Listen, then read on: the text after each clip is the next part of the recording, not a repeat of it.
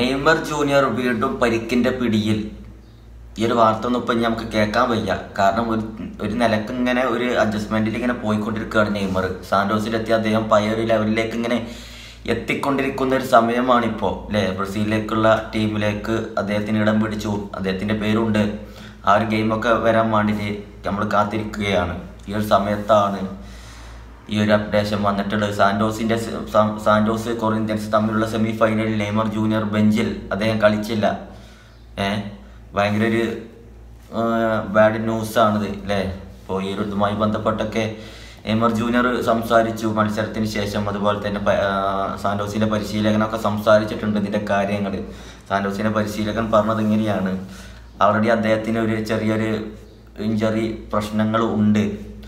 അതുകൊണ്ട് തന്നെ അദ്ദേഹത്തെ കളിപ്പിച്ചിങ്ങാട്ട് റിസ്ക് എടുക്കാൻ താൻ തയ്യാറായിരുന്നില്ല. മെഡിക്കൽ ടീമിൻ്റെ ഒക്കെ റിപ്പോർട്ടുകൾ പ്രകാരമൊക്കെയാണ് അദ്ദേഹത്തെ പുറത്ത് ഇരുത്തിയത് എന്നൊക്കെയാണ് പരിശീലകൻ പറയുന്നത്.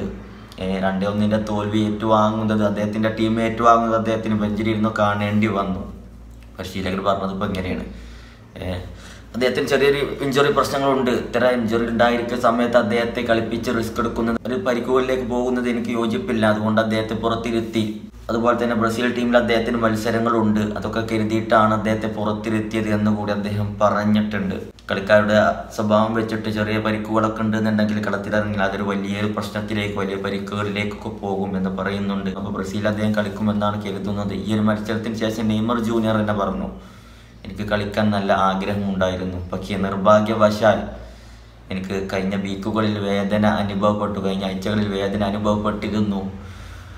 പല ടെസ്റ്റുകളും നടത്തിയെങ്കിലും എനിക്ക് കുറവൊന്നും ഉണ്ടായില്ല. അതുകൊണ്ട് തന്നെയാണ് ഇറങ്ങാതിരുന്നത്, കളിക്കാതിരുന്നത് എന്ന് അദ്ദേഹം സങ്കടപൂർവ്വം പറയുകയാണ്. അദ്ദേഹത്തിൻ്റെ ബെഞ്ചിലിരിക്കുന്ന ഒരു ആറ്റിറ്റ്യൂഡ്, അദ്ദേഹത്തിൻ്റെ ആ പിക്ചറിനെ നമ്മൾ കാണുമ്പോൾ അദ്ദേഹത്തിൻ്റെ മനസ്സിൽ അത്ര സങ്കടമുണ്ട് എന്ന് നമുക്ക് മനസ്സിലാക്കാം.